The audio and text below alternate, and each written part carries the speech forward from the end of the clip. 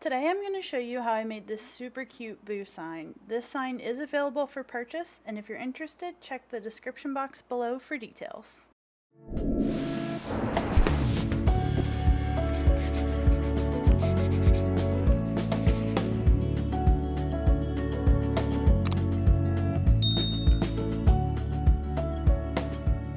I found these 4 ghosts that I had started last year, and I asked over on Instagram if I should make one sign with all 4 ghosts or 2 signs with 2 ghosts each. As you can see, the poll said 2 signs, so I shaped, sanded, and painted faces on the ghost and used plywood as the backers for each of the signs. I had 2 pieces of plywood that were the perfect sizes for each sign, but they needed a little bit of a trim, and I decided to add a chamfered edge to give it a bit of a more elevated look.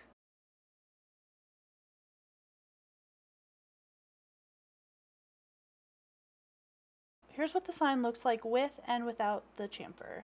I sanded the backers and the edges with a 320 grit sandpaper, and now I'm going to stain the backers. I have natural wood ghosts, so I want a bit of a contrast with the backers, and they're going to be stained a darker color.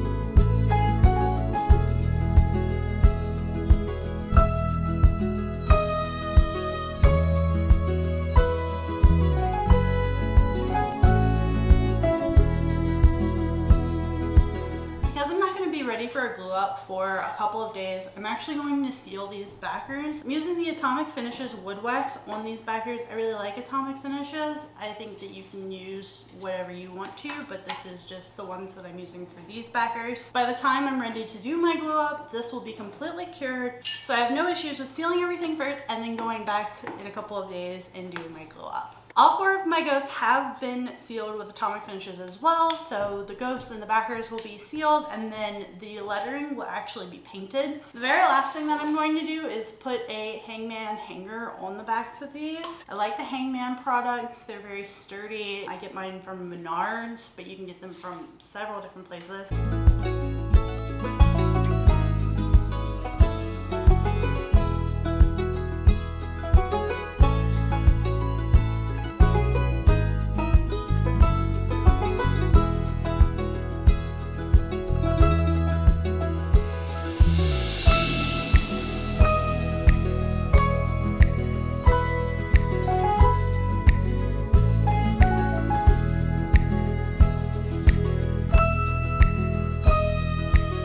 Cut these 2 pieces of MDF to size. This helps me to eliminate as much waste as possible, and now what I'm going to do is just tape these and then glue the templates on to my tape. The tape helps to remove the template once I'm done cutting and ready to shape. Throughout this video, you will see the Happy Halloween words for the second sign. However, the paint job went horribly wrong and there was no way that I could salvage those letters, so I will be remaking the Happy Halloween version of this sign later this month. Once it's done, I'll post it to Instagram for sale, so follow me over there or send me an email if you would like to purchase the Happy Halloween version.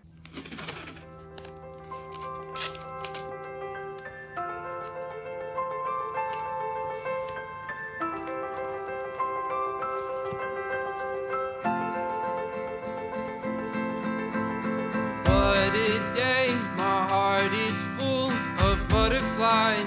There's no disguising how I feel whenever I'm with you.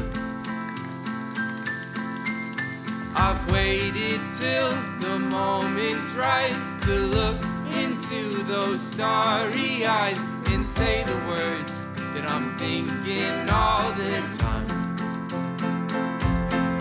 Oh, I do, I do, I do, I love you.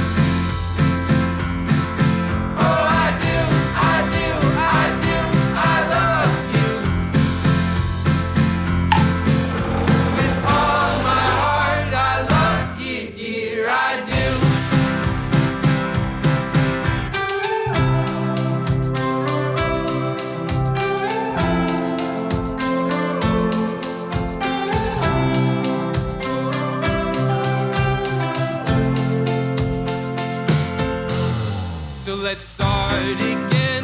But money this time, I'll have you and you'll have me, and we can go wherever we want to. Our friends and family line our pathway with So I've hit these with the sander just a little bit, a quick 320 to make them a little more round. And now I'm about to remove the templates off of them. Once I remove the templates, I'll go in and shape everything, get those sanded, and then they're ready to be primed. So here's the before the template is removed. And here are the raw cut before shaping post tape removal. I really like this because it helps me to see like where I absolutely need to be shaping. So like obviously you can still see my lines here, so that all needs to be hit with a sand. And then I'm going to be shaping the outsides here. Going to get that with just a slight curve to it. Bringing these from more boxy looking to really just nice and shaped and sanded before going in, putting some primer on, and then painting. Oh, I do, I do, I do, I love you. Oh, I do, I do, I do, I love you. Oh, I do, I do, I do, I love you. And I do, I do, I do, I love you.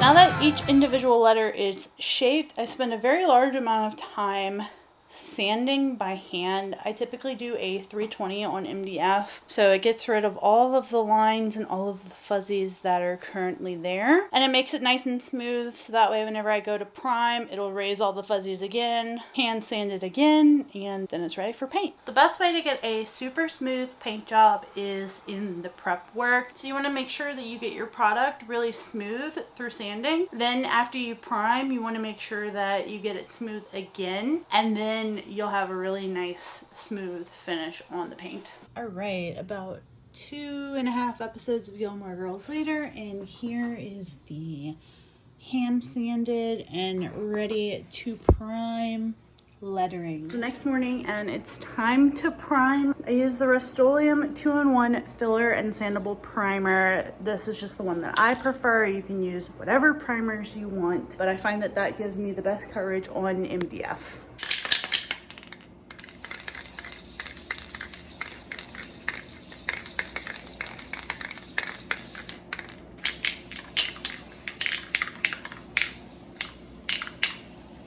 Get that fresh can.